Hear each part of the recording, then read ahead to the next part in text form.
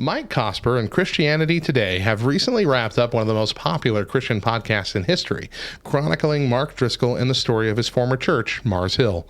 This tale is quite the cautionary one, raising a lot of concerns that churches, leaders, and every Christian should think about before they are faced with them in their own lives. Starting last week and continuing through this one, we're talking about the rise and fall of Mars Hill. Not specifically the podcast, but the lessons that the podcast taught, as well as taking a look at several other churches and Christian organizations struggling with similar issues today. Are you ready?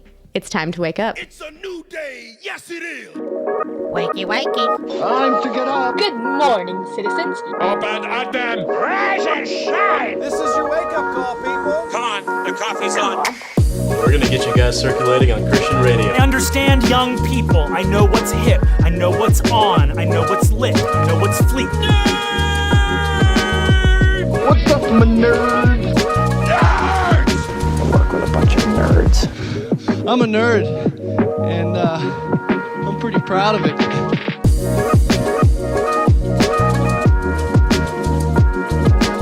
Rise and shine, nerds. You're tuned in to the Back Row Morning Show, proudly a part of the Love Thy Nerd podcast network. I'm Radio Matt, the station manager and a nerd culture missionary here at LTN. I'm a third-generation radio dude and a lifelong nerd. And I'm Mo, the chief cohort and crazy, here to bring the facts and fire to your day. Now, where's the coffee? The Back Row Morning Show is a Monday through Thursday show on LTN Radio that covers a wide range of topics from all across church and pop culture, and we usually take a topic in four segments focusing on different aspects of our weekly discussion. You're listening to a compilation of the main topic segments from this past week's morning shows. This week, we're taking a look at more of the issues raised by the rise and fall of Mars Hill. Before we jump into our discussions, Mo and I also have a side venture called Back Row Games, home of several Christian tabletop games, including our two most popular, Judge Not and Sunday School Answers. Sunday School Answers is the original Christian knockoff of Cards Against Humanity. All the awkward fun without the need to bathe in bleach afterwards to get all the sin off. We've got some big updates for you. Last month, we released the White Box, our largest expansion yet, with 266 new cards to add to your original game. And this month, we've released 3 new booster packs: the Music Pack, the Cool Youth Pastor Pack, and the Your Dumb Ideas Pack, which is a small pack of blank cards for you to write your own card ideas up with inside jokes from you, your friends, and your family. Next month, we've got the Y2K pack coming out and the TV booster pack too. But this month, we are once again teaming up with Love Thy Nerd and their community, our community, to create a new supersized expansion deck, the Gamer Deck, and you can be a part of it. Submit your answer cards, the white answer card ideas, and if they are picked to be in the pack, your name will be on that card forever. To submit your ideas, visit lovethynerd.com/SSA form. You can check it all out and get your copy of Sunday School Answers at backrowgames.com. This week, we're talking about Mark Driscoll and the rise and fall of Mars Hill. Many of you have likely heard of the Christianity Today podcast. You may have even listened to the whole saga, since even though it wrapped up several weeks ago, it's still holding steady in the top 5 Christian podcasts. To clear some things up off the bat, we are not trying to replicate what the rise and fall of Mars Hill created. Instead, we just want to look at the themes and issues brought up by this podcast and focus on the issues a little more broadly. We also want to warn you that today's topic is going to be a bit more uncomfortable than the previous weeks. We will be discussing things of a sexual nature. So if you have children with you or you yourself would not like to hear about this, you might want to return to us tomorrow instead. The first issue we want to talk about this week is the strange culture of sex and sexism in Mars Hill. As we talked about a little last week, Mark Driscoll had a habit of bringing up sexual issues from the pulpit on a semi-regular basis, oftentimes getting far more specific than ever need be done from the pulpit or in a public group study. Part of his premarital counseling would force you to list every single sexual sin in your past. Women were told that withholding specific sexual acts, such as oral sex or stripping, was sinful, and that they should repent both to God and their husbands. He often shared about how sexually submissive his wife was, that she was effectively his private porn star. At one point, he implied that they had a stripper pole in their home. In fact, a step further, Women were taught that they were to make themselves sexually available to their husbands always, to never turn them down, no matter what, regardless of how the women feel at the time, because that would lead to sin as well, both in their home and in the man, basically making it the female's fault if the man slips up sexually. This made no room for women who had experienced abuse, sexual trauma, or hurt in this area. Women in Mars Hill had essentially one role. If you were married and having if you weren't married and having babies, you were not helping the church take over Seattle and thus treated as so. Now, again, as we mentioned last week, there are several stories of women who found themselves in trauma that Mark seemed to have a heart for and would really minister to. But his attitude was very much one that women were to be sexually submissive at all times, and part of this was actually enforced by how he treated men. He tried to bully and browbeat men into being like him, so they would keep their spouses submissive and, again, pregnant. He said that men are the gardeners of their homes, their wives being the gardens. If you don't like how your garden looks, it's your fault. Women have a very diminished role in the eyes of Mark Driscoll, needing to be completely taken care of, meaning that any quote-unquote sin they are guilty of, the husband is also guilty of for allowing that to happen in his home. Women have little to no autonomy, unless it's beneficial to his narrative at the time, that is, as he famously blasted Ted Haggard's wife for Ted having an affair with a male prostitute because she had, quote, let herself go. Whew. So with all that set up, how did women stay in this church? As Chris and I were listening to the podcast, we asked the very same question several times. How did women stay in the church? And it's just something that I can only accredit to brainwashing. Mm-hmm. I really believe that I don't know how, I don't know what exactly it looked like, but I do feel like for the majority, the congregation was brainwashed. And yeah, look, when we pull this stuff out, and the podcast even said this too, when we pull all this bad stuff out, we do have to remember that Mars Hill was a very large place with a lot of leaders and a lot of things happening. There was a lot of good happening in Mars Hill, and all the bad stuff that we hear here really amounted to a small percentage of it, though they were big issues. And so I think that part of that, like brainwashing is the idea, but I also think that it made it so it was so easy to do because it was something small snuck in to a larger narrative that you mostly agreed with. Yeah. You go to church and you agree with 90% of what's being said, you're lucky. Yeah. And so I think that this became just a part of the culture. I also think, given, like we talked about, how similar Christians treated Trump as they treated Mark Driscoll, like liking a bit of the audacity, a bit of the vulgarity, almost. I think that this was almost a push against feminism and liberalism, trying to go back to a more classical style of what people thought about gender roles, 50 years ago or more.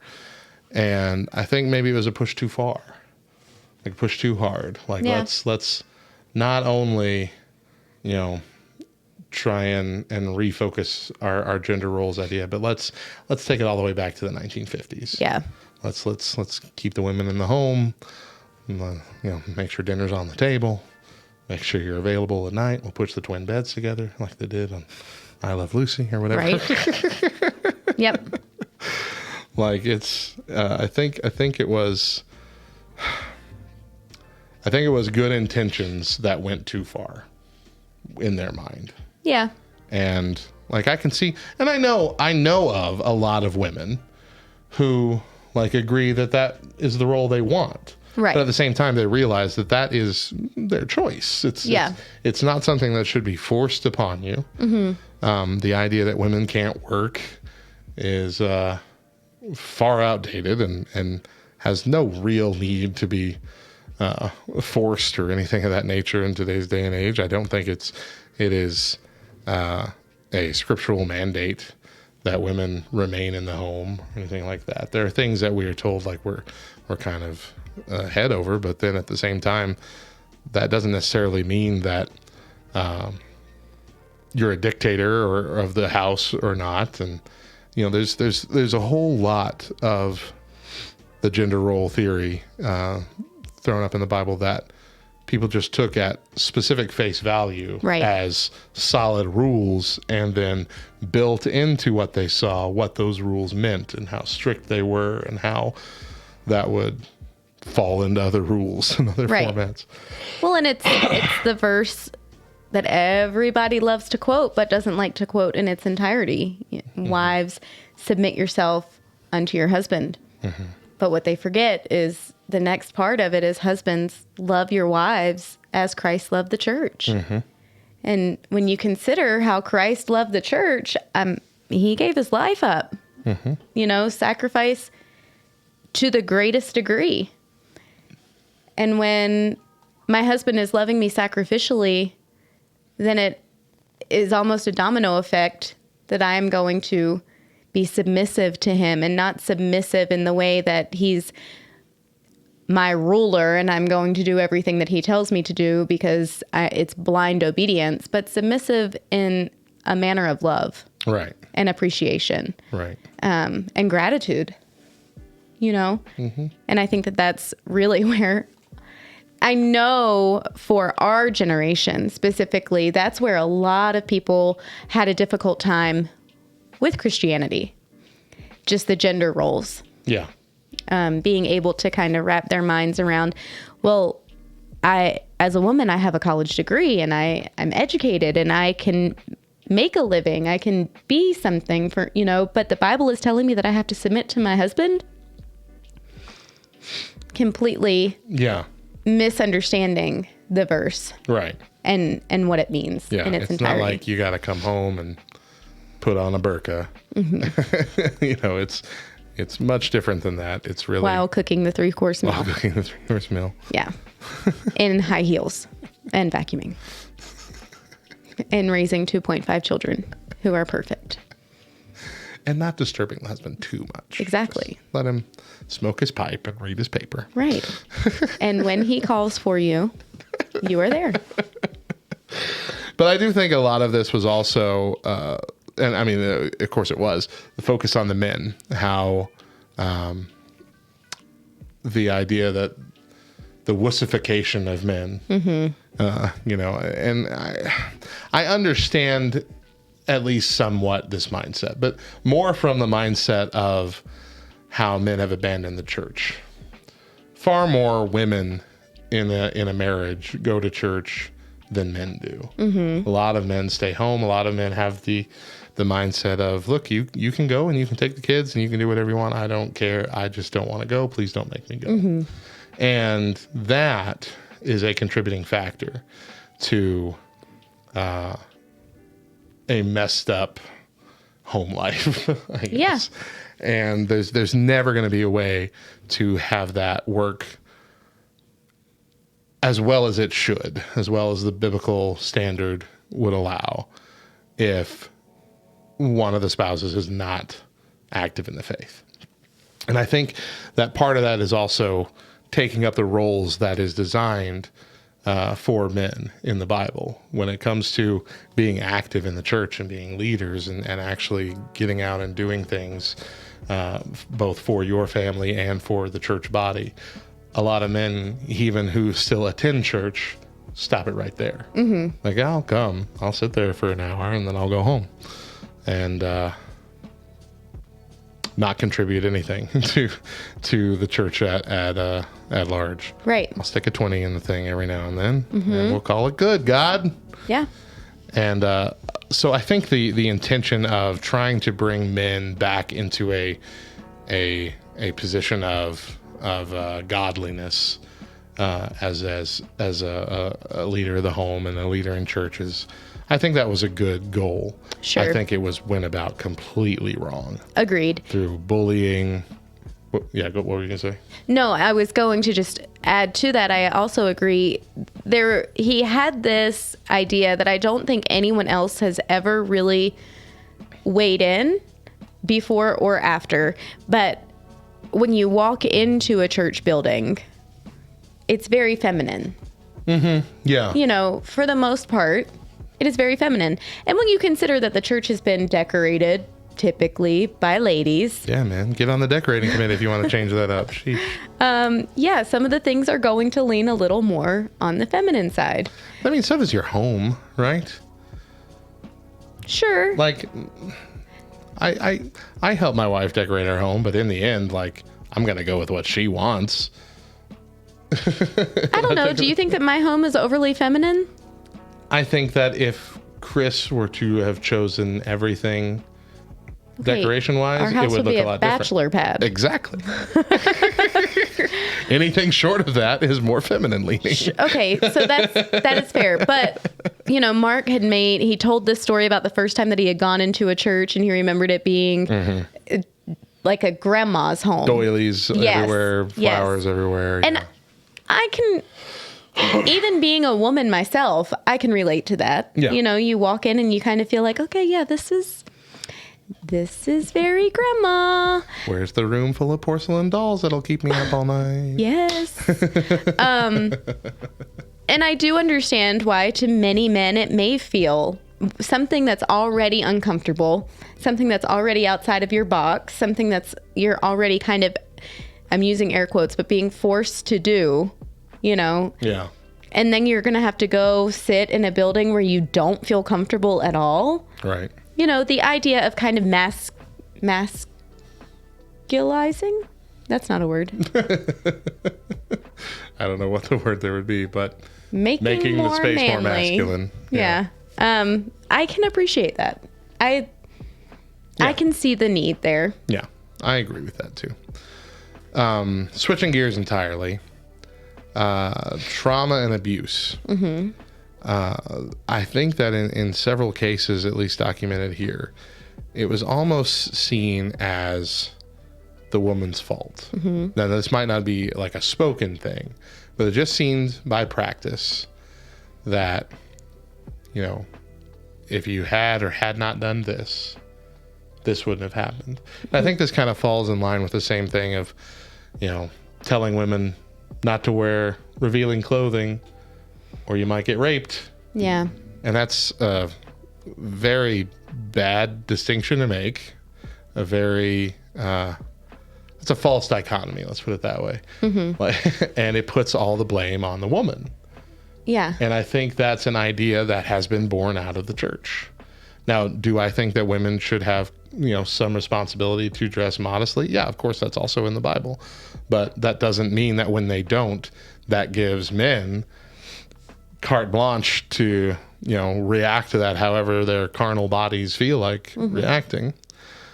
I think that especially for single women, and you'll probably, I mean, you're not a single woman, you haven't really been a single woman as an adult, but you'll at least have a better in tune nature to this. But I feel like single women as a whole have been kind of left out of the church. Yes.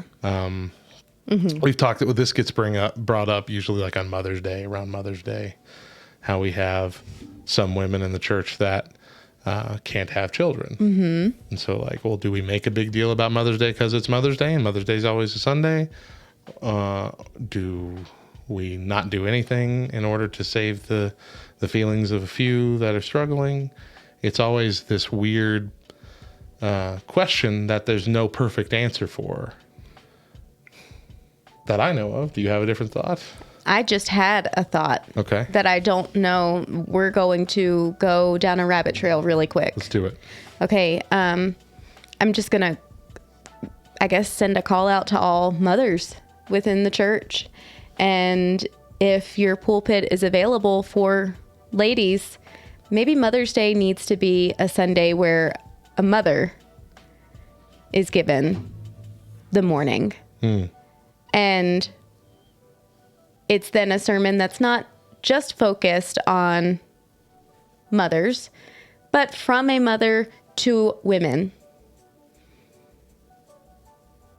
I think coming from a woman, it would land a little softer to those who were struggling. That's an interesting idea. Even if you were in a church that didn't, which I believe is most, that doesn't really allow like female speakers on a Sunday morning, you could always have a situation where you had interviews with women or a co-speaking thing. Like that could be done. Yeah. One way or another. You could have a Sunday morning where it's not your average Sunday morning, and you can have a women's breakfast where it's all the women, and that way, a woman speaking to a group of women, and then just have a worship service. Or couch it in a testimony time or something. Yeah. There's loopholes. That's what we're saying. So that is very much down a rabbit trail, but that is something that, listen, I'm copywriting that as my idea. If any of your churches go doing it, good on you. Send me $30. Right. Please. Just for the idea. But you did want to talk about the trauma and abuse and kind of them being ignored aspect a little. Yeah. I think that there were, listening to the podcast, there were multiple times where I was livid. Just hearing bits and pieces of conversations that he had with women and things that he said from the pulpit, and just kind of reliving my own trauma and just thinking, how dare he? And again, this kind of goes back to the Mother's Day thing that we were just discussing. It would hit differently coming from a woman for her to say to me or how to handle my trauma. Yeah. For her to advise me and how to heal or how to process something, than for a man to degrade me and finger point and kind of just brush off real trauma that has happened within my life. And I think that is what he did with many of the women in his church, and it caused a lot more hurt on top of hurt that they were already feeling. You could hear it in the interviews with Jen Smith. I have a hard time remembering names, so I'm not going to be able to tell you. It was Jen and Tim, and they were part of the pastoral committee, or the team, I should say, the pastoral team at Mars Hill. And you could hear in her voice still the trauma as she's choking back tears, holding back tears, reliving things that he said to her, both in counseling sessions and from the pulpit, and how it was not, it wasn't just a Band-Aid over the trauma, but it was almost as if he was pouring vinegar into those wounds and then putting a Band-Aid over top of it to kind of say, you know what, just deal. You'll be good. You're fine. And with any sort of trauma, that's not the way that you handle it. Yeah.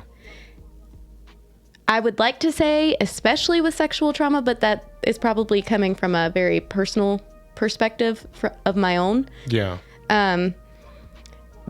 But truthfully, I believe that in order to have a healthy marriage, it has to be something that is understood and something that is handled with a whole lot of grace from both parties.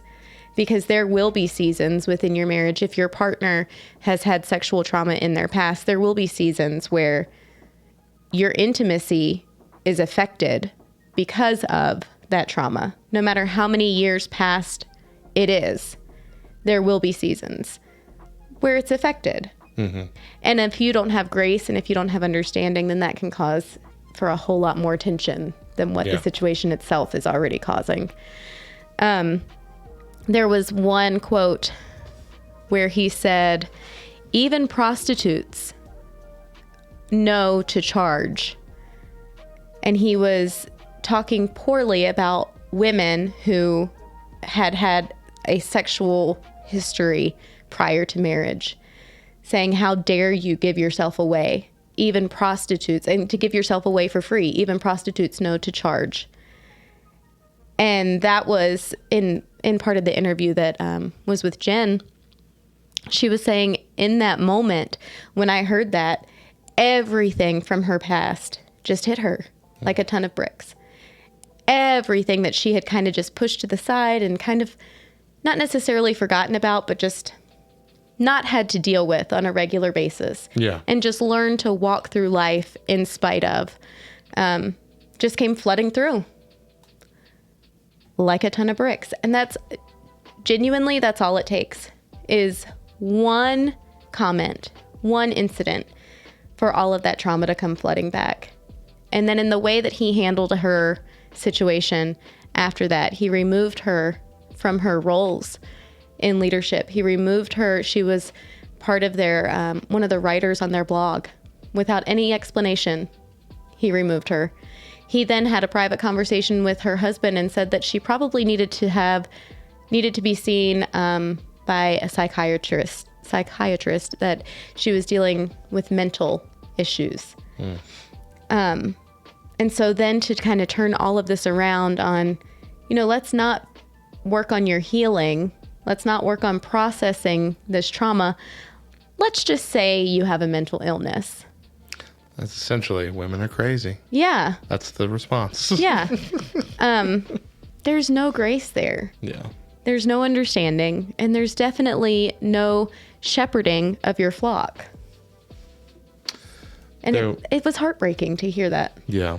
One of the stories that we heard Mark telling in his own words was of a counseling session that he had with a married couple who the wife was convinced the husband was cheating on her. And while she didn't have direct evidence, neither did Mark. Yeah. But Mark immediately assumed that the husband didn't because he knew the husband. The husband was a good great guy. Great guy. Yeah. Yeah. So he trusts him, but doesn't trust her intuition, which, I mean, I feel like most people who have been cheated on kind of have a feeling about it. Like have a gut feeling that something's wrong, something's up. Because when you're married, you get into routines. And when one person's routine starts to change, you notice that. You pick up on it. Even little subtle things, you pick up on it.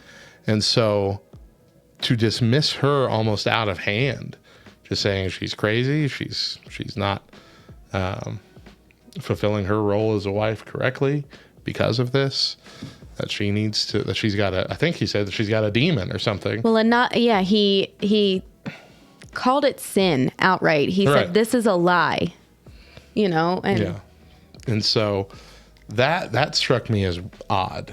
That struck me as dangerous to dismiss out of hand something that I think should be valid enough to at least talk about. Right. Like the only vetting that he said he gave the man was, "Are you doing this?" No. I love my wife. And that might have been true. Right. But at the same time, that it deserved more attention, because you're not fixing anything by just telling the woman, "Look, you're sinning for thinking this way. So stop." And that's what he did. Yeah. And that is exactly what he did. Yeah. And I've got to tell you, I saw myself in multiple women that he talked about in this podcast. My dad and my mom, I've talked about this before, but my dad and my mom, they were members of a church, both leaders in the church, highly respected within the church. And yet my dad was having a long-term affair. And I just kind of think, in that perspective, had our pastors done the same thing to my mom, which honestly, what ended up happening wasn't far off, but that's neither here nor there. But had they done the same thing to my mom, it would have been far more damaging on her than what the situation in and of itself already was. And what you don't realize is that situation was incredibly damaging on teenage me, and then 10 years later in my own marriage, I'm having the same struggles. I'm having the same fears, not on any account of what my husband did, but simply because I never healed from what happened in my parents' marriage. had Mark been our pastor, and had we sat down with him, he would have been right in saying this is a lie. He would have been right in saying your husband's a great guy. He loves you. He's not doing these things. But he would have been wrong in the way that he handled it. You know, there is a way to go about handling all trauma. And this is one of those situations where I think that, you know, going to seminary and having a few years as an associate pastor under his belt, or being trained, or having a senior pastor be his accountability, would have been very beneficial.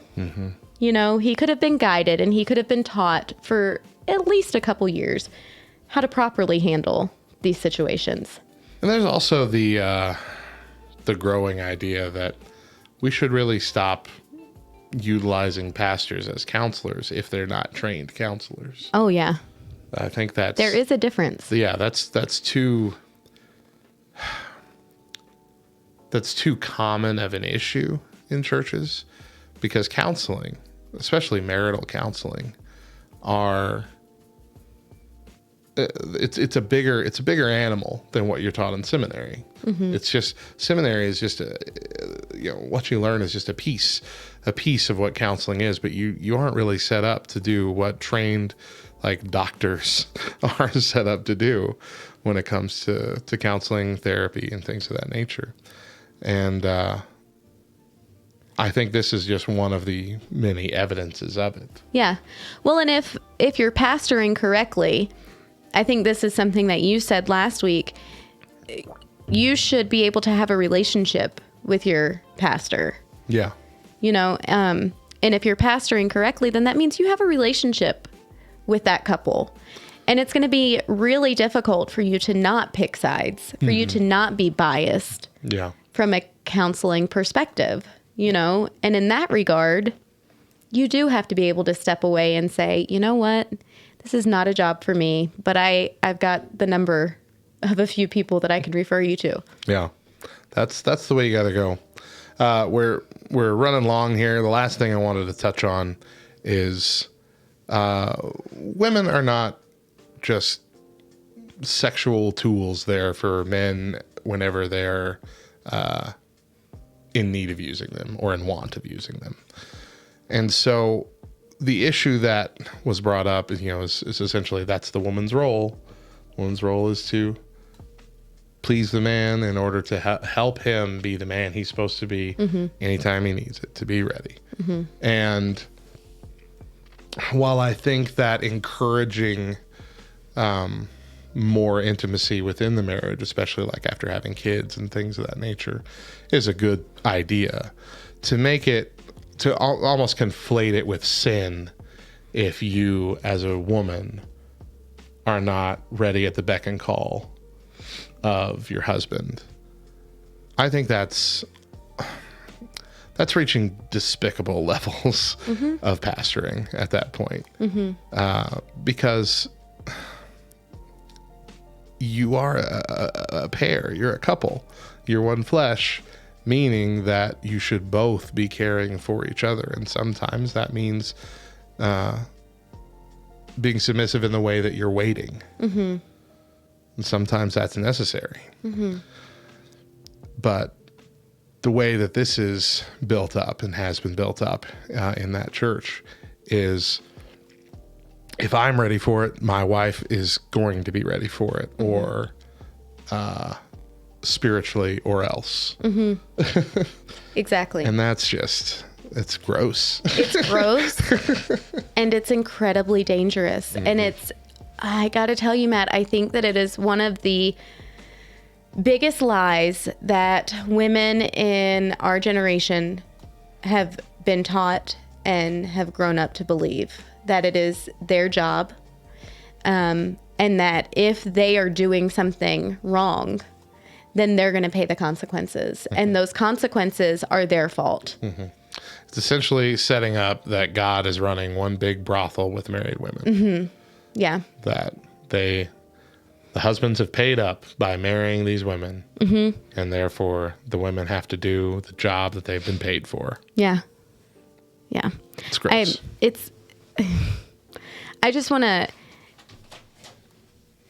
without getting into a huge long story, because like you said, we are running a little bit long, but there were a few years where I was dealing with my own healing and processing things in my own childhood that I had never processed. And in that time, it was a time of waiting, like you just said, for Chris, because I needed to heal. I had to heal. And I could not properly heal still living under the idea of this is your job and you have to do it. You know, my whole mindset towards intimacy with my husband needed to change. It needed to be completely shifted and refocused on what it actually is. You know, something that's beautiful, not a task.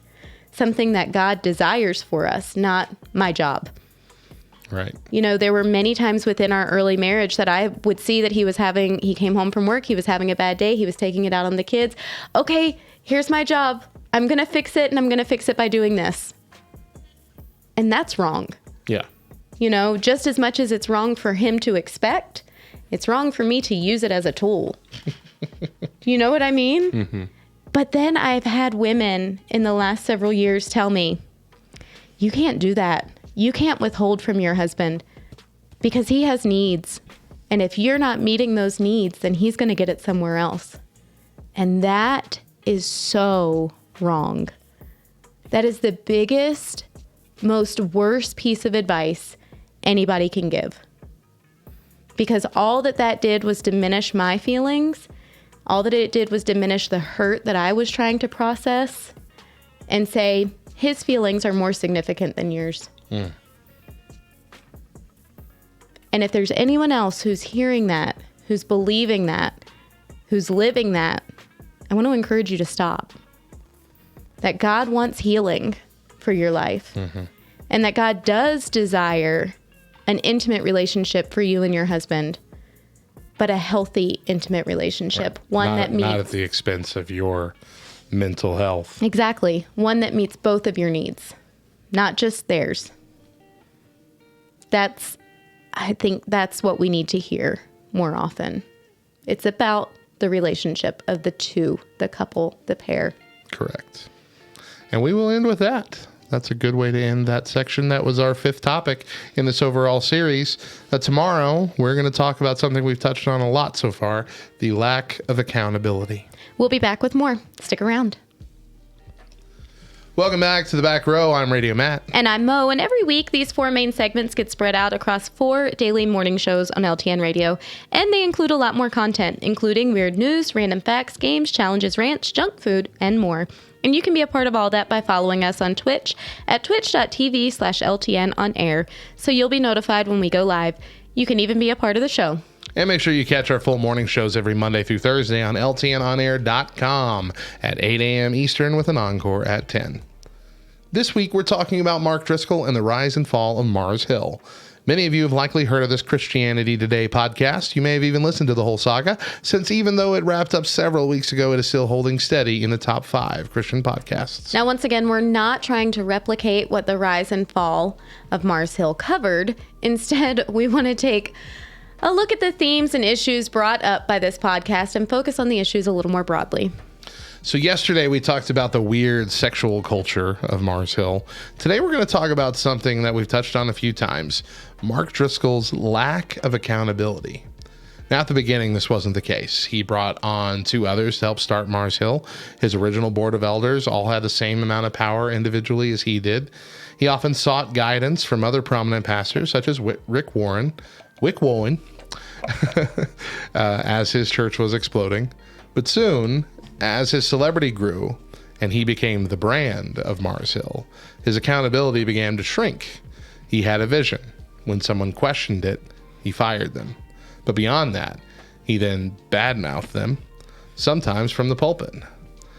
We told the story last week of a secretary who loved her job and loved Mark, but shared a concern with a friend about his lack of accountability.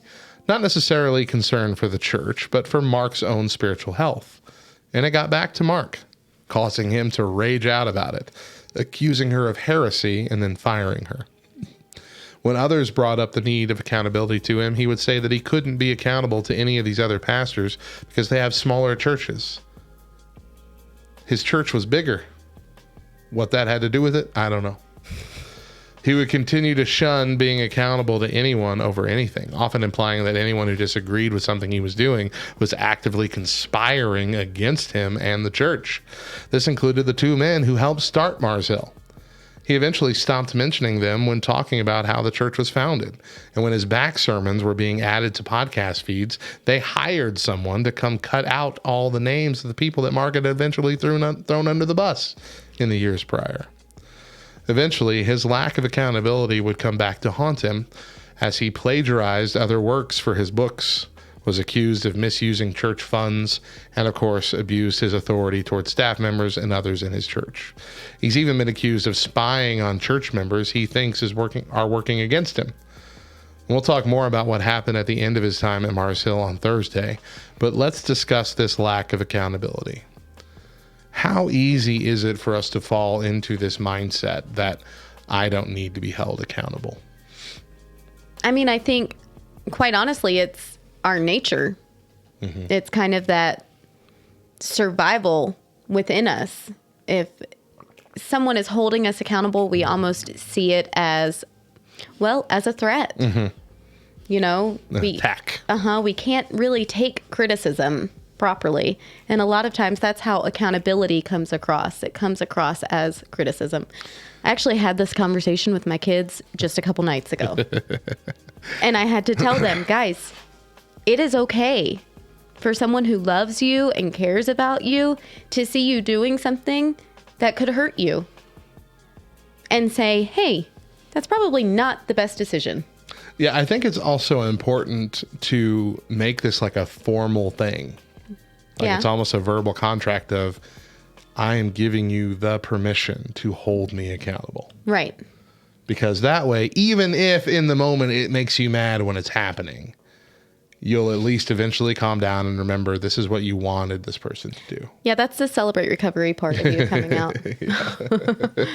Because there are times, especially I feel like just within our everyday church culture, mm-hmm. where we have people who we trust and who we love and who we've formed relationships with, but we've never sat down and actually said, hey, this is where I'm struggling this week. So if you see me veering in that direction, you hold me accountable. Mm-hmm. You know what I mean? Yeah. Possibly in the form of a prayer request. We've said, hey, having a difficult time. Can you pray for me? But we've never, outside of Celebrate Recovery or outside of a recovery program. Yeah. I don't think in Sunday school we've ever said, hey, you're my accountability partner. And I think that's so sad. And that's the struggle we had with CR here at the church for the longest time, is that nobody from the church actually wanted to be a part of it. Mm-hmm. Very few people anyway, because they didn't want to be open about their struggles. Mm-hmm. And I get that. I mean, I get it. But at the same time, all it's doing is fostering this idea that we have to wear a mask when we're at church. Mm-hmm. And so the fact that most people only ever even hear the words accountability partner when they're trying to quit pornography is a sad thing. Yeah. Because you need to be kept accountable. Mm-hmm. You need someone or a few someones in your life who know you, like you said, who know you, who you trust, who can feel comfortable saying, hey, something's up with you. I don't know what it is, but I've seen this, and this happen in your life, and I know something's wrong. Mm-hmm. And be willing to even talk it out, or be a shoulder, or be just a sounding board. Sometimes that's all you need. Yeah. I know during one of my hardest times, and this had nothing to do with the reason that I came to Celebrate Recovery, just something else was happening in my life. One of my hardest times, I had our buddy Cipriano, who was we were sponsors to each other for a while. And for that whole year, it was just me letting stuff out and him listening. Mm-hmm. And those were valuable moments to me because I had nowhere else I could go to talk about it. Mm-hmm. And had I not had that, I'd have just been bottling it up and then finding destructive ways to let out that pain, Right. to cope, to deal with it. And that's what always happens. Yeah.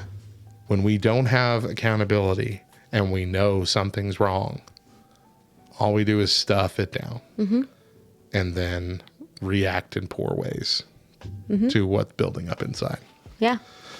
And I really do think that was one of the biggest contributing factors to the downfall of Mark. Yeah. Him not being held accountable, and pastors deal with a lot. Oh, yeah. They deal with a lot more than the congregation even can truly begin to understand. Absolutely. And so I don't doubt for one second that Mark was dealing with his own things. But this feeling of, I can't be accountable, I can't let this out to anyone, I can't get this off my chest. I can't appear weak. And so he's bottling it and bottling it and bottling it. And what ends up happening is he gets this like paranoid side of him where he thinks everybody is out to get him. And he cannot trust anyone. They're waiting to see a crack. That's the mind. So that whole fight or flee, yeah, he fought. It's a form of arrogance that I think sneaks in on you, where number one, the mindset just changes from I might need help occasionally to I can handle this on my own, and that is a dangerous place to be, but one that you can easily talk yourself into. Like, I know me. I know that when the chips are down, I can pull myself up by my bootstraps, not bootstraps, bootstraps. Not by your bra. and soldier on. You know, I've had tough situations before, and I've made it through just fine.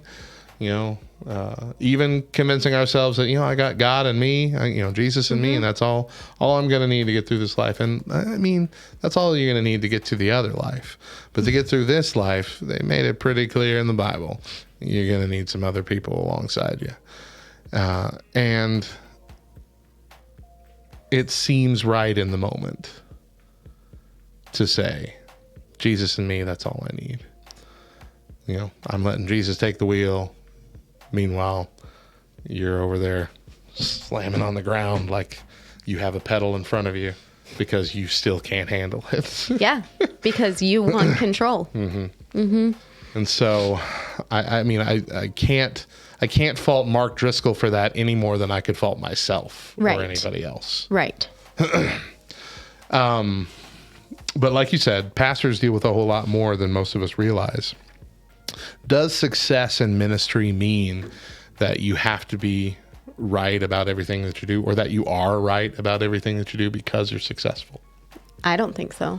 Yeah, because we talked about that at the beginning last week, the beginning of the week, where, you know, there might have been some concerns raised about Mark, but people were looking at how so many baptisms and so many new members every single week. Right. The church is exploding and growing.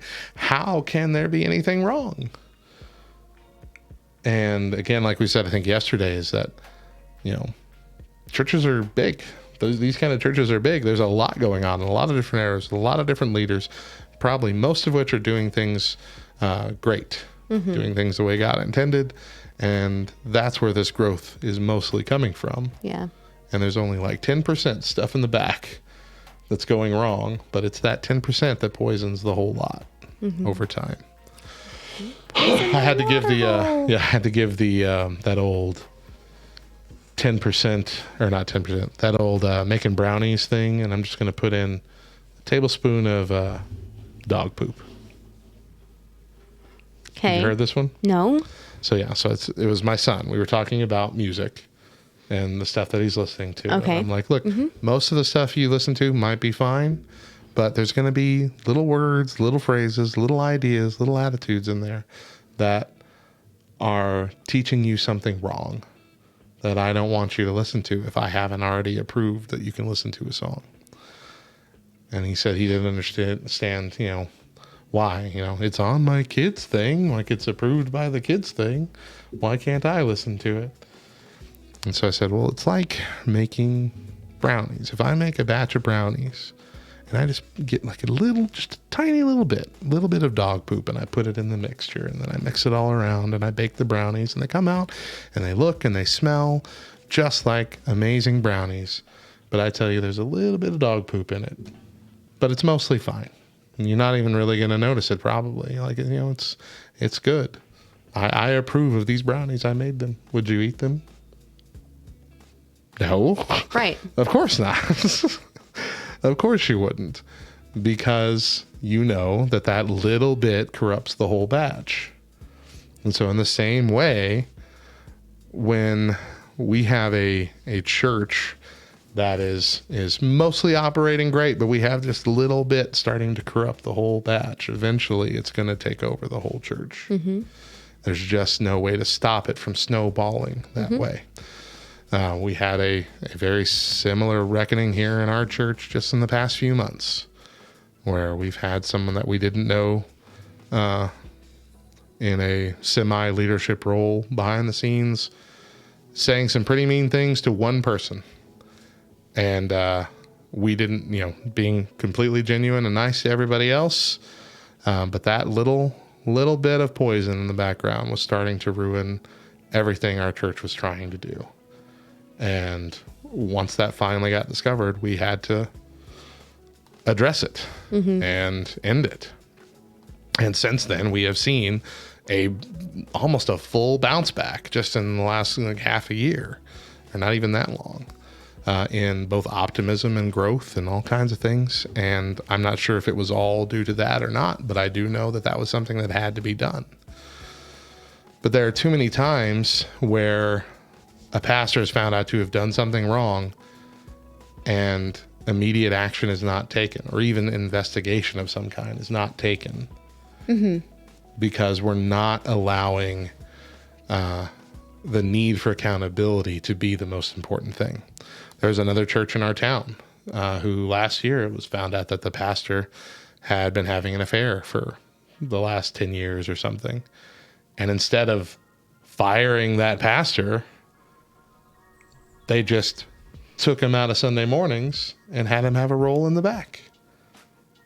And then eventually that church had to close down. And I'm like, you see where the problem was, right? He can't be a pastor anymore doing this.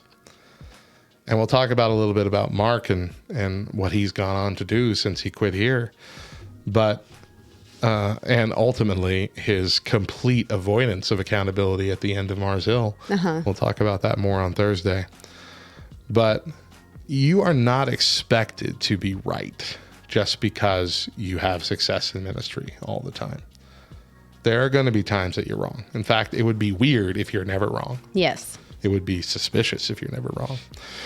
I have an article here from BaptistNews.com called 3 Leadership Lessons from Mark Driscoll.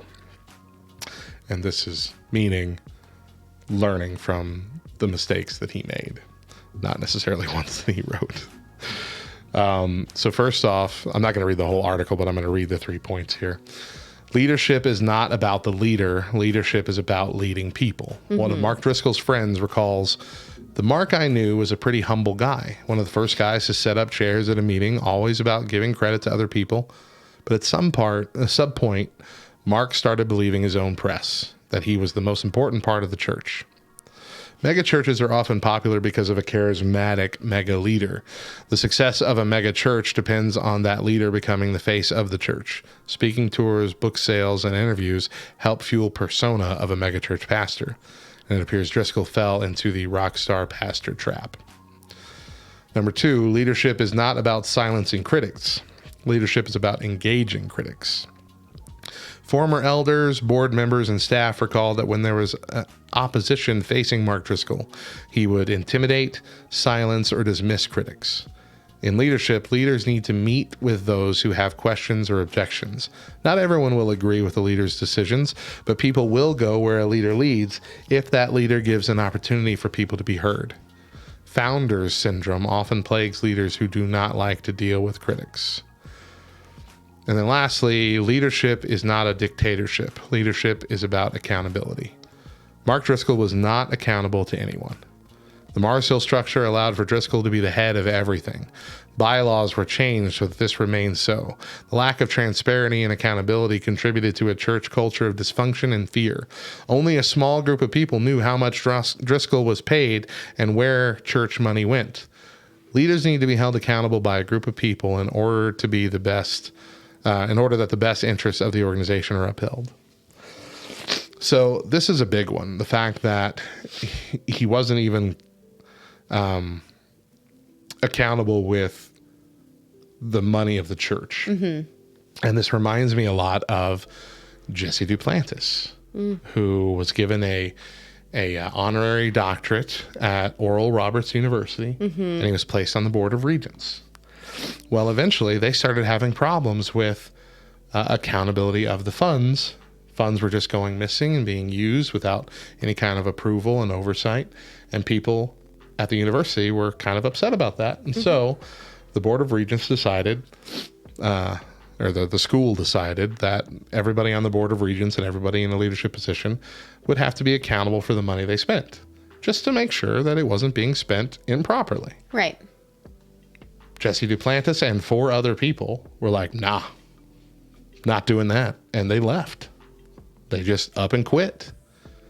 And that's a very telling thing. Oh, yeah. They didn't have any other objections. It's like, no, I don't need to be accountable for the money that I'm spending. And guess what? He's still not. Yeah.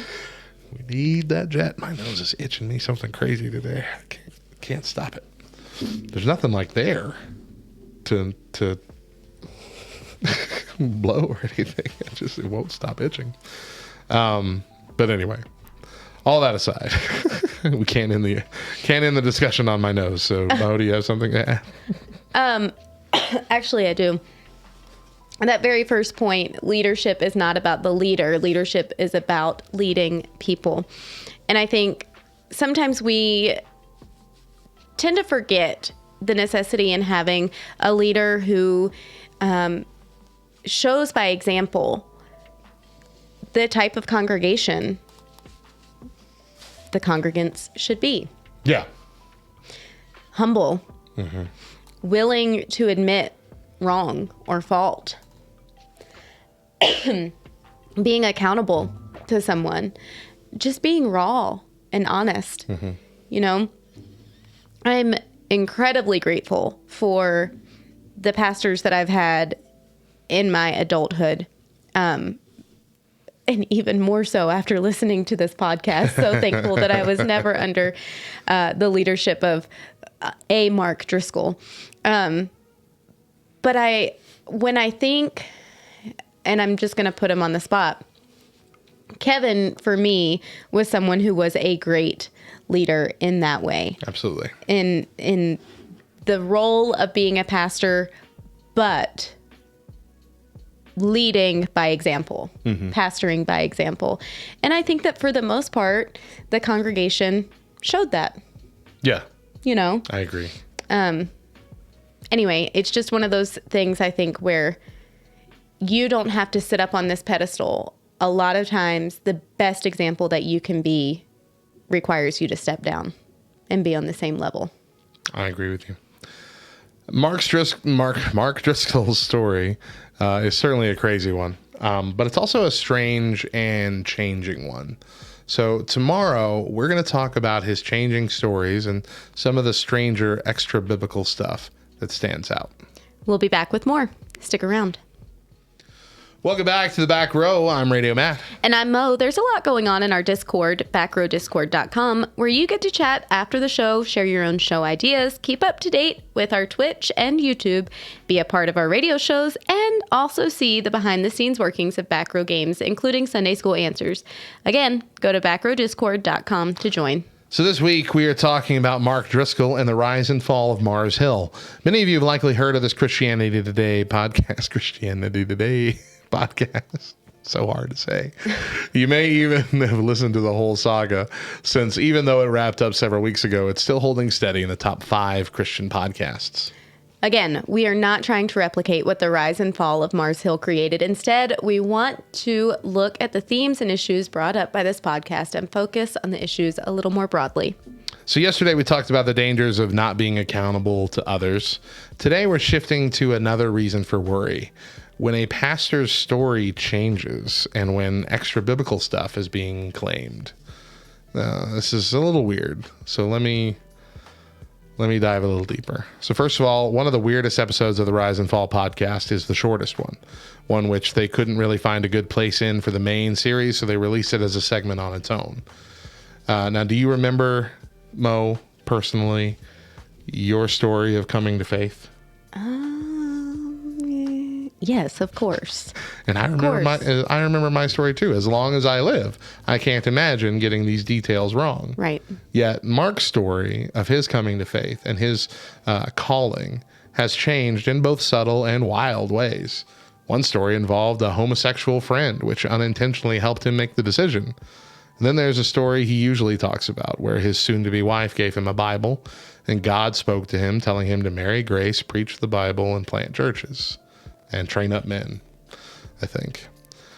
He told that story a lot too, at least once every several weeks, which is far more than most pastors or people feel the need to do. Unless you're trying to convince someone of something. In my personal opinion, this reeks of desperation that people believe him, that this is the story and this is how it really happened. But again, how could you forget details for something like that? He would often talk about how important that Bible he was given by his soon-to-be wife was to him and that he still had it. And yet he posted a picture of a Bible on Instagram claiming that that was the Bible that she gave him. Except it couldn't have been, because that translation of the Bible he posted didn't exist until several years after the story took place. And when this was pointed out, instead of really addressing it, he just deleted the post. If this was legitimately that important of a Bible to you, would you be able to mistake it for another one? Yeah. Maybe he's forgetful. Maybe these are all honest mistakes told over the years. But with a clear issue of lying and deception seen in other areas, such as the fake message board persona, it makes me skeptical that any of this is actually the truth, or if he is trying to build a fairy tale story that sounds so perfect and God ordained. So a question here before we get into more of this. Is it okay to pretty up your account of salvation over the years versus giving like an honest testimony? No. No. Like I think about CR. We tell our testimonies throughout CR and they do kind of change over the years because the testimony is telling the story of everything that God's done since salvation for you from before and after. And there have been times that I have, mostly for time's sake and for clarity's sake, is to not have to go on several different tangents to explain certain things, prettied up some of the details just to get through that part of the story, but not about how I came to Christ, not about the big moments of change. Like those, you tell in their entirety, you tell in their full glory, because those are the big moments of your life. Those are the life-changing, the day ones, the moments that have sent those ripples throughout the rest of your life. So if you don't remember the stone that was thrown into your soul to create those ripples, if you can't keep that story straight, then it really seems suspect as to if it's the true story at all. You're going to sink. Or if it's a lie that you're trying to convince everybody of. Yeah. I really have nothing to add other than it seems weird. It's a weird thing. I would be understanding if over time his conviction shifted, or if his testimony shifted in the fact that, you know, God was working with him through some areas of his life that had just recently been revealed, you know, because it is 100% my belief that that is how God works in our lives. We come to him filthy, wretched, and he works on us slowly, piece by piece, putting us back together like a puzzle. You know, and he can't just put us all back together at one moment.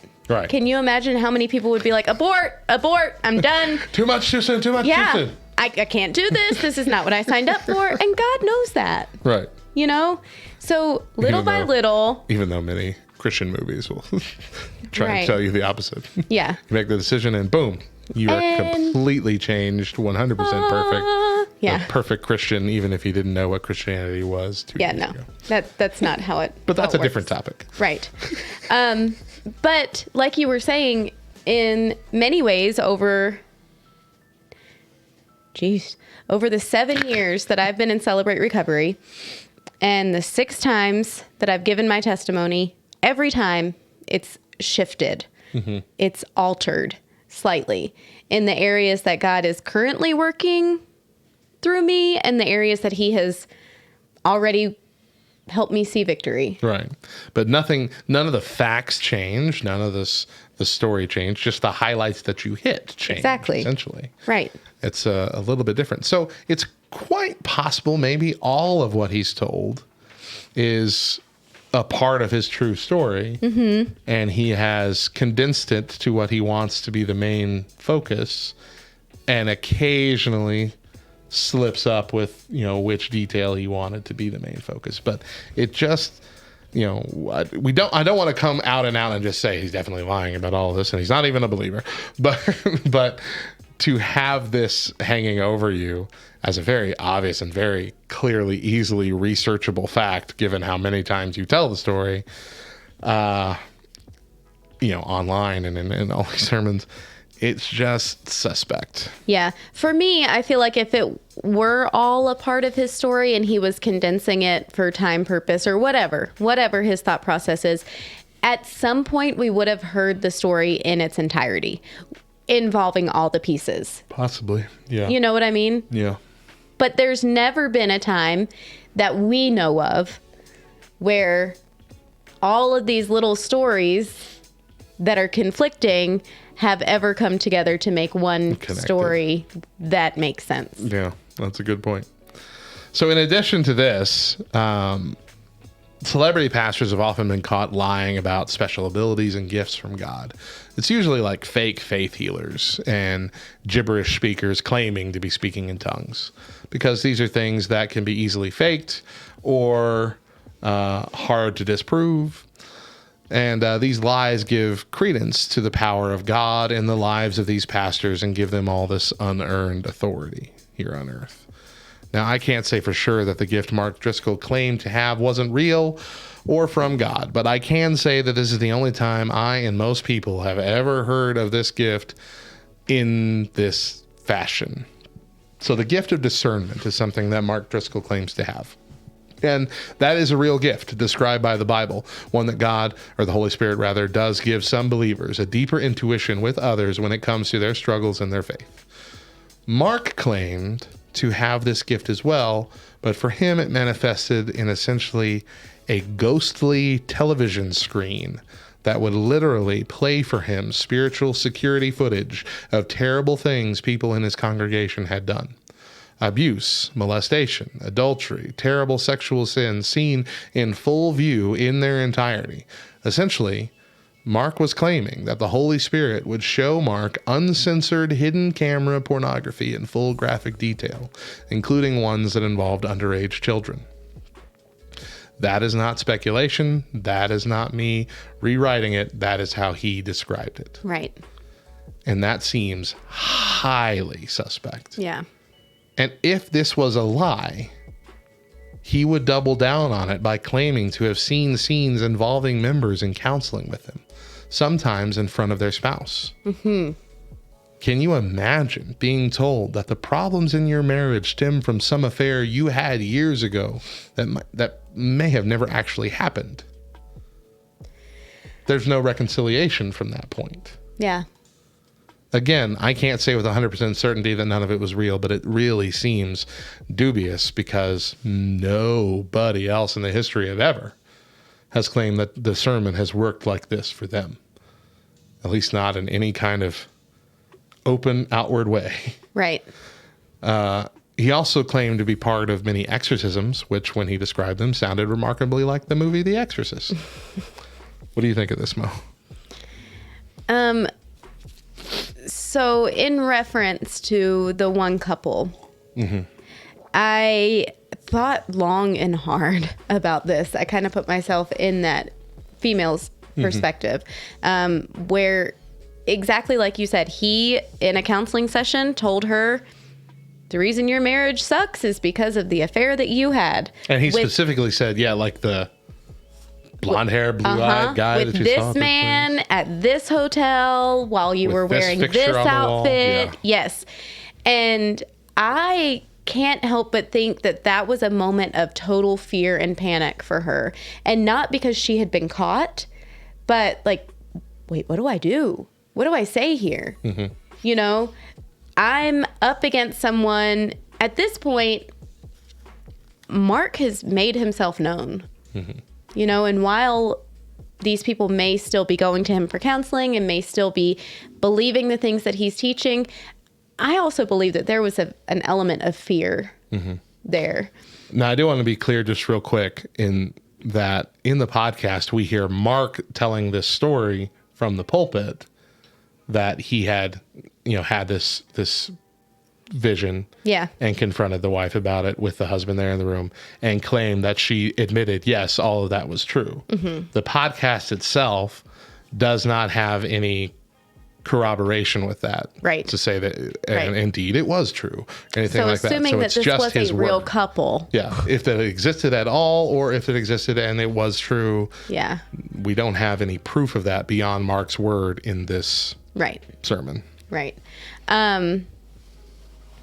I can't help but think that I'll be really honest and say I would just nod along when he asked me, you did that, right? Or whatever he said. Do you remember that? I would be like, yeah, sure. And just hope and pray that when Chris and I left, that Chris would be willing to hear me say, I don't know what the heck he was talking about, but I was terrified out of my mind. You know what I mean? There was no going up against Mark. Yeah. I really do feel like most people who were going to him for counseling were caught between a rock and a hard place, because it was never in his own stories of these sessions and how he counseled these people. It was never, you tell me what you're going through. You tell me the hurt that you have seen, and I'll walk you through how Christ can heal you. By his own word, by his account, it's, I'm going to tell you what you've done.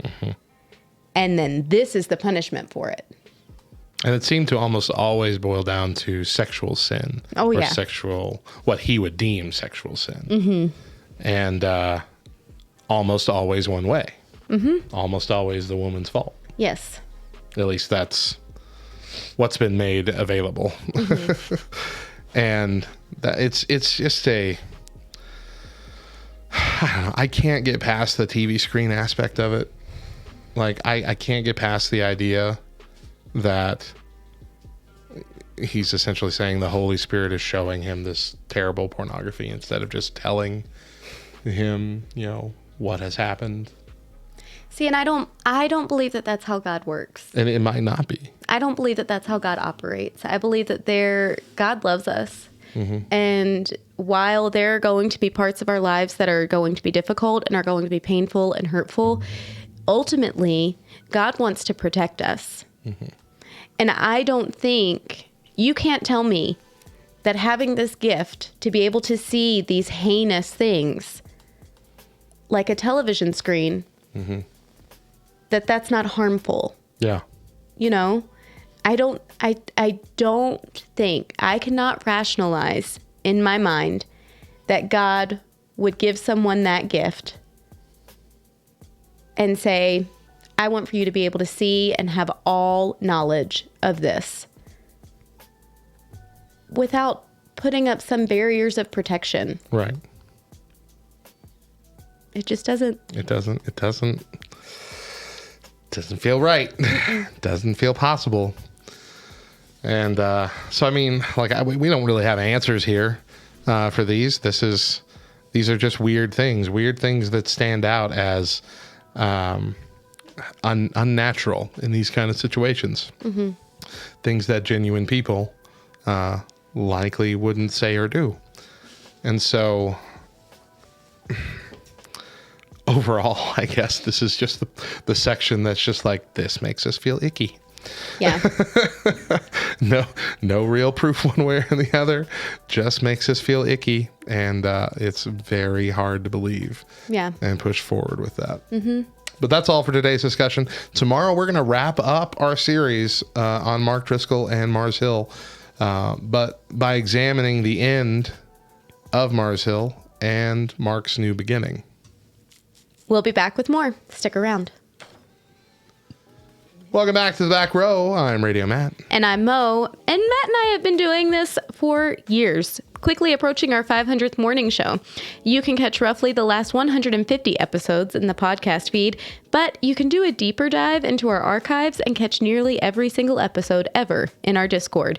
Join us at backrowdiscord.com and visit our podcast archives channel. This week, we are talking about Mark Driscoll and the rise and fall of Mars Hill.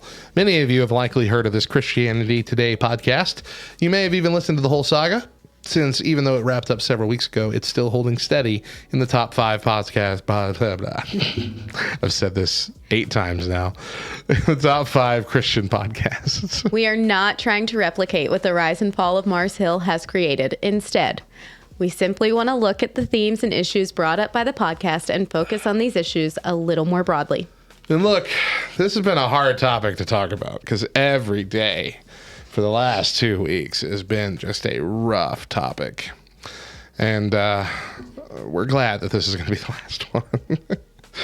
I have more to say. I'm sure. Like I said, I think at the beginning, we could do this for 3 or 4 weeks. Easy, no problem. But I think it would break our brains. But that's why... That's why the main podcast exists. Well, I was going to say that's why they can go to our Twitch. Or our Discord, sorry. They can go to our Discord. Keep talking. That's right. And continue the chat. So yesterday we talked about the changing stories and the extra biblical stuff. To wrap up these 2 weeks on this topic, we want to talk about how it ended. We discussed the issues that got Mark in trouble with the church and the public, were his plagiarism scandal, where large chunks of, I think, 2 of his books appeared to be lifted verbatim out of other works without any credit given.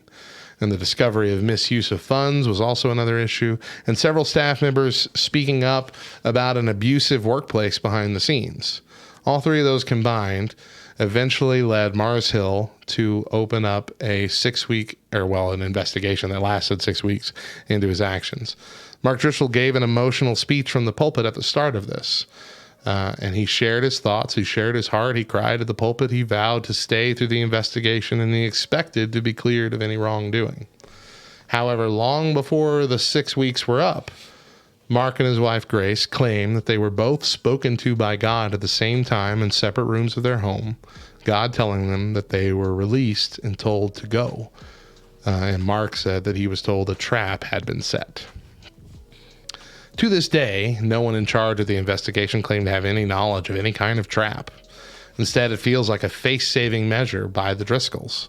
Not only did God tell us that we don't have to stay here and be accountable for our actions with Mars Hill, but we also are implying that God is still on our side because he's protecting us from the evil conspirators in the elders board.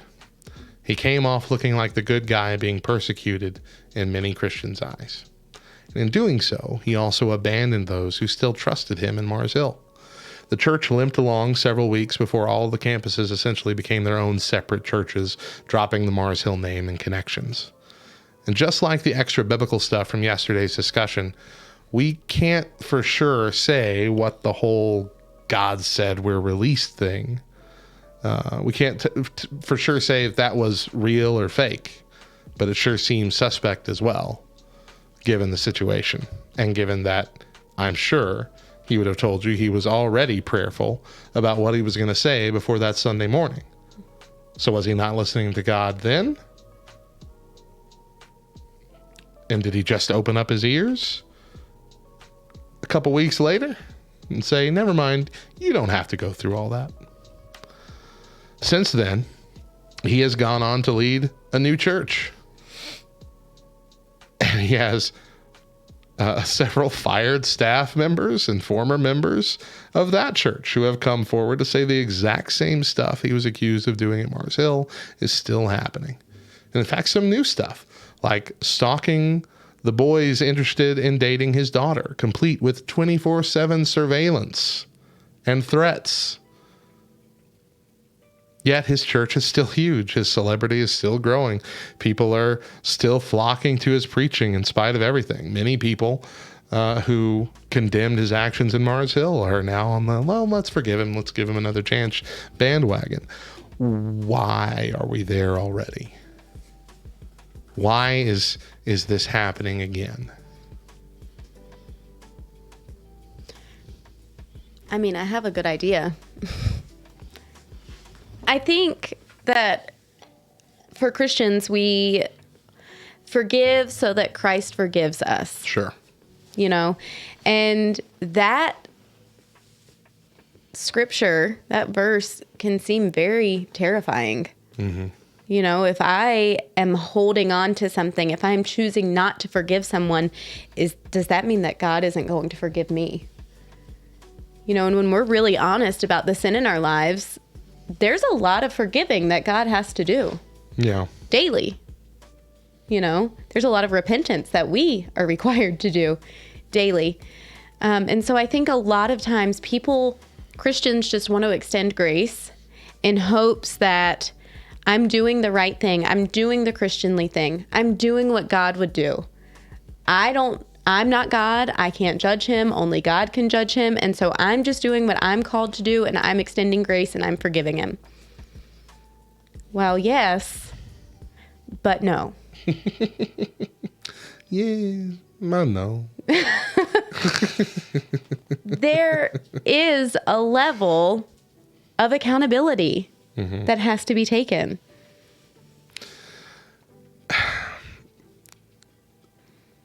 I'm going to skip to the second question that we have here, and we'll come back to the first one. Okay. But going off of that, there have been lots of pastors or spiritual leaders that have been caught in the act doing terrible things. Mm-hmm. And they have been removed as pastors. Some have gone to jail. And then, without any real humility, they are offered, or they take upon themselves to get back in the same role they were in before, without any new forms of accountability or anything else protecting them from making the same mistake, and they start to make the same mistakes. Again, the perfect example of that was Jim Bakker, who was doing the exact same scammy garbage. Yeah. Bilking old people out of their money that he did before. He's just gotten smarter about it, making it look legal. Isn't he an old person at this point? He's an old rich person. And there's so many people who are just fine with that. Mm-hmm. And I think there comes a time that even if you are called by God to be a pastor, if you yourself ruin that, then you ruined it. Yeah. Like you screwed it up. Mm-hmm. Yes, you were called to be a pastor, but then you squandered it. You served your time. So now go do something else. Mm-hmm.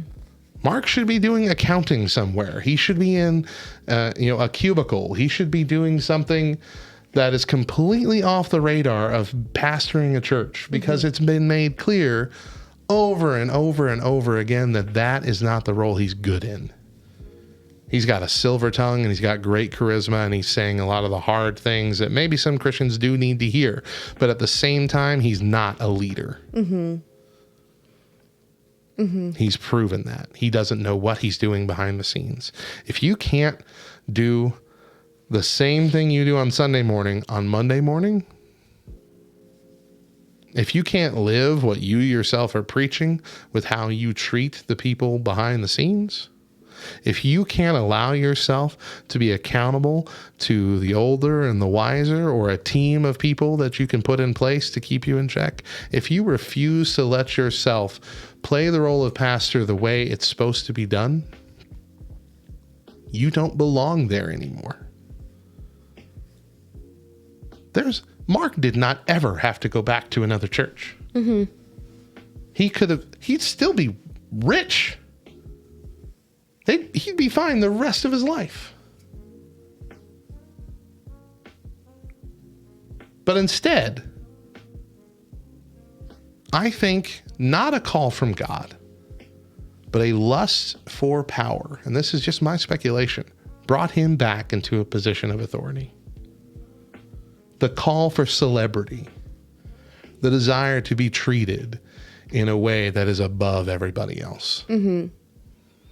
And I don't know if that's some mental change that comes with people that become celebrities, whether they're Christians or not. I don't know.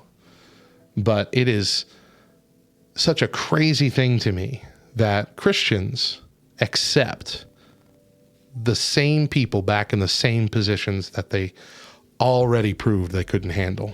Mm-hmm. With little to nothing to give any assurance it won't happen again. Yeah. God can restore. I've seen it. But with that restoration comes a true form of repentance, a true visible sense of growth and change. And if those things are not apparent, if those things are absent from the situation, you are not required to give this person your trust. Forgive him, sure. But that doesn't mean you have to trust him in a position he is no longer qualified for. Right. We're warned of the wolves in sheep's clothing. Mm-hmm. You know, and a lot of times we like to think of that as just, you know, people who walk around claiming to love God, but really they know they're only saying those things to suck others in. Yeah. And pull them in the other direction. You know, we kind of view those as true antichrist, you know, who just get in, who just scrape the top of what our ears like to hear. Mm-hmm. But what we don't realize is a lot of pastors, a lot of preachers are in fact wolves in sheep's clothing. Because they say one thing on Sunday morning and their lives reflect the total opposite. And for all intents and purposes, that is Mark. Mm-hmm. And he's proved that. You know, that's not us just throwing out an accusation. His life and what he has said, words from him, have proved that. Mm-hmm. And that's something that we need to take very seriously as Christians. We cannot continue to allow spotlight on pastors like these. They're doing more damage than good. Mm-hmm. And we're allowing it. From personal experience, I have struggled with pornography a lot in my life. And so much so, and to such a degree, that I needed to go into recovery for it. And one of the things I can tell you, just like an alcoholic could tell you the same thing with alcohol, is that now that I know where my struggles lie and the things that I am not safe around, I don't put myself in those situations where the situation could, or where that addiction could come back, or where that bad habit or that hang up could rear its ugly head again. If you can't handle leadership, don't put yourself in leadership. Mm-hmm. I don't put myself in strip clubs because I know that that's going to send me down an entirely terrible path. I don't put myself anywhere near, I guess they don't really exist all that much anymore, but they did 10 years ago, movie rental places that had an adult section because I knew I couldn't handle that kind of stuff. You have to learn your limitations. Just like the alcoholic, says that he will always be an alcoholic. Even if he's been sober for 25 years, he knows that ruining that and falling back into that same old pattern is just a sip away. You let down your guard one time, you give yourself an excuse, you rationalize it one time. Oh, it's just New Year's Eve. We're all having a sip of champagne. You rationalize it one time thinking, I can handle this now. What's God telling you to do? Is he saying you can handle it? Would he ever say that to you? No, because there's no spiritual benefit to you drinking alcohol as someone who had a problem with alcohol. There's no spiritual benefit of me having a computer that doesn't have some sort of accountability software on it when I know that one incognito browser later, I could ruin the near 14 years of sobriety from this stuff I've had. Because I know that's an issue. God knows that's an issue, and God wants us to be submissive to the fact that there are going to be things that are outside of the boundaries of our lives. We've seen that. We've surrendered it. We can't go back to it. If you have a problem with anger, if you have a problem with leading others, if you have a problem with lack of accountability, don't put yourselves in situations where those are going to be main issues in your life on a daily basis. Main temptations for you to ignore and rationalize on a daily basis. Don't be a pastor if you can't be a pastor the way God wants it. So either we're in a situation where either this is a terrible situation all around and Mark Driscoll should not be in leadership ever again like this, or he's right and every single ex-staff member and several families that have been in counseling and every single staff member that has come out in his new church are all in one big conspiracy to bring him down. I'm not normally this curt, but I feel like there's only one real answer here. It makes me really sad. And it makes it worse that, like you said, there's so many of us as believers that fall prey to this. Mm-hmm. And look, I'm not even saying that many of us are like devoted. Many of you are even devoted to following Mark Driscoll. Again, it could be a Trump situation. Like I said, there's a lot of people that want Trump to run again, even though we have someone who's possibly running that has essentially the same worldview, but is less vulgar, less crazy, less weird. We have this like, but Trump, yeah, kind of mindset. And I think there's a lot of people that are like, sure, he had some issues. And look, I like a guy that gets angry and passionate every now and then and, rationalizes all this away to approve of the fact that he's back. And again, he might be fine 90% of the time, but it's the 10% that ruins the whole thing.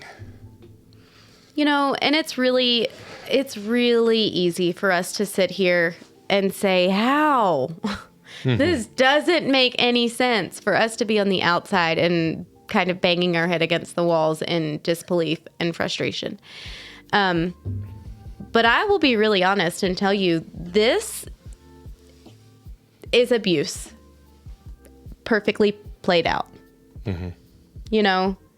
How many times does an abused go back to their abuser?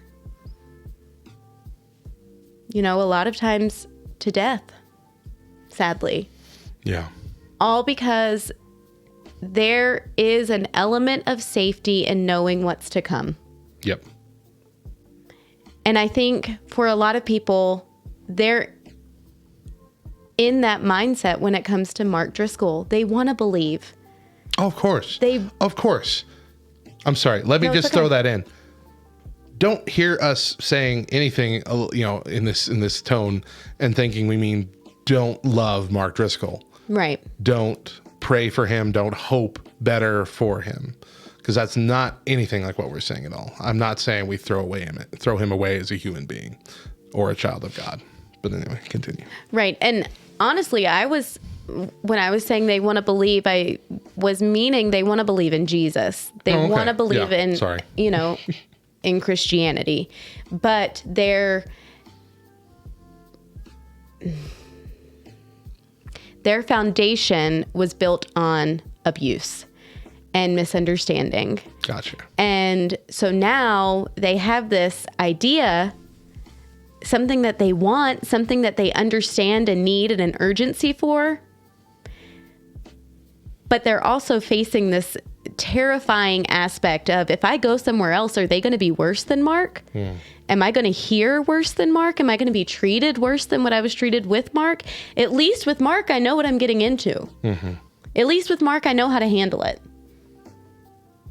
Using that same analogy, I think, we see abusive, like physically abusive relationships portrayed on TV and movies where, the husband is always a monster. And I think in many cases, it's more like 99% of the year, great husband. Yeah. For the most part. Flawed but fine husband. And then the 1% of the year is when abuse happens. And I think the fact that there might be time in between the bad moments, so much time that it can convince you, no, he's got this goodness in him that it was a mistake. There's that element of hope. Yeah. And I think that sometimes hope can kill you. Like hope can be just as heartbreaking as it can be inspirational. Right. Sometimes. When our hope is placed incorrectly. In human beings. Yeah. And I want to point out really quick, I just kind of had a realization. Mark said time and time again that his calling was to plant churches, to marry grace, to plant churches, and to preach the word. Nowhere in there does it say he has to be a pastor. Because there's a difference. He married grace. There you go. Check. All right, we got that one. You have set yourself up financially to where you can plant churches. You can be a huge part of church planting without being the pastor of that church. I mean, he even helped launch Acts 29. Yeah. So, I mean, in retrospect, he started that. Like, so check that as well already. Right. And I mean, we're all called to preach. We're all called to go and make disciples. Nowhere in there is he told, believing, trusting that, what he says God told him is true. You were never told to be a pastor, friend. That could be where you got it wrong. I don't know. So in the end, we've said pretty much all we could say. Might have gotten a little more enthusiastic in this last one than I intended to. But it hurts my heart. The fact that I listened to this through originally when it first came out. Like I was waiting on it every other week. And you brought up, a few weeks ago, we need to do a show about this. And I'm like, I'm going to have to listen to that whole thing again. And it was hard. And I remember telling John that we were doing that, and I was listening to it again. He said, how can you listen to that thing again? But it is such an important cautionary tale for all believers that are in any form of leadership and ministry. Because in the end, I don't think it was ever Mark's goal for all of these bad things that have happened to have happened. Yeah. I don't think it is Mark's desire to get up and cuss out staff members behind the scenes. I don't think it is Mark's desire to belittle or hurt women. I don't think that these are things that he wants to do. I think these are things that come as a side effect to the personality that he puts into his ministry, to the lack of accountability that he allows himself to have, to the hubris, to the arrogance that he has as a leader, thinking that because his church is big, he can't be held accountable to someone with a smaller church, that he can't have a group of men around him that are able to tell him no, or you're doing something wrong. This idea that because there's growth in your church, that means everything you do is right. All of that has been conflated into this idea of I might not be perfect, but I'm doing what God told me to do and it's working. And so to heck with changing the stuff that might not be seen as perfect to outsiders, but seems to be working for him. Because in all of this, he's yet to actually been held accountable for anything that he's done. Mm-hmm. Yeah. He avoided, after promising to stick through with that investigation, to just come out and say, no, God said we could leave. Super fishy. Mm-hmm. And I honestly think that they left because they knew what they were going to find. Yeah. And to not have that come to Jesus moment, to not allow yourself to be confronted with your own sin, that's something that only a celebrity pastor can get away with these days. And I think because his sins have yet to be of a sexual nature, which I hope is not the case, and I'm not trying to imply that there is any kind of that going on. That tends to be the big scandal for most. I think that's why he's kind of gotten away with it. Yeah. Because it's not as bombastic as the other stuff. Mm-hmm. And in that, it's got to be a cautionary tale for us as believers looking for a leader as well. Mm-hmm. Please don't just blindly trust a pastor or a small group leader or anything like that. Please. I'm not saying actively search for ways to sabotage them. I'm not saying anything like that, but do read the Bible for yourself and compare what you're being taught with what the Bible actually says. Mm-hmm. Compare how you're being treated by your pastor with how the Bible says a pastor should treat his flock. When things seem fishy, when things seem scary, when things seem suspect, be willing to talk about it. Not in a gossipy way, but with the leadership. Yeah. Have the hard conversations. Mm-hmm. Don't just brush it aside, more importantly than anything. Don't explain it away. Don't say, oh, it was just this one time. Don't let yourself become a part of an abusive relationship just because he's your pastor or he's a leader. Mm-hmm. Or she, in Bible study or anything else. Mm-hmm. This can happen anywhere, in any form of leadership in the church. Mm-hmm. And if you are a leader, please keep your head on straight. And please pray constantly for God to show you if you start walking down a wrong path. Please pray constantly for God to put people who will hold you accountable in your path on a daily basis. And please have a heart open enough to be shown that you're doing something wrong. Mm-hmm. And be willing to change, and be willing to admit it, and be willing to apologize for it. Because the longer you don't, the easier it'll be to just avoid all accountability in total. Mm-hmm. I pray, Mo and I both pray that Mark Driscoll will turn things around. Mm-hmm. If he's going to be given a second chance as a pastor, he should try and utilize it in a way that can somehow redeem him in this role.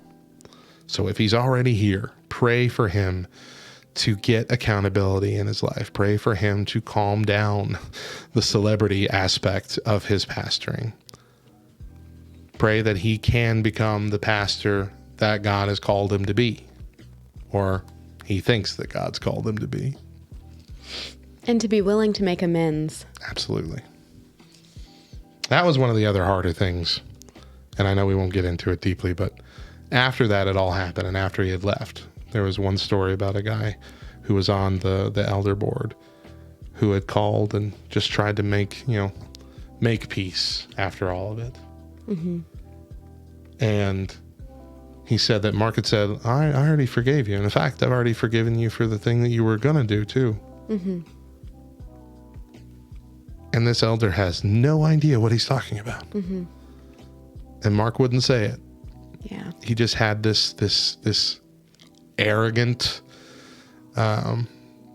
self-righteous, I'm still in the right kind of attitude, that there was this conspiracy against me kind of thing.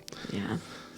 And look, there might have been some people that were against him being in that position, but clearly with good reason up at that point. Sure. And with a church of the size that he was leading, there's going to be at least one person who is against it. But it's almost as if he wasn't trusting God to protect him in that situation. Absolutely. He could not only not trust the people in his life, but he couldn't trust God. Mm-hmm. And that was pretty evident. So if you haven't listened to the podcast, I would encourage it, though it is difficult.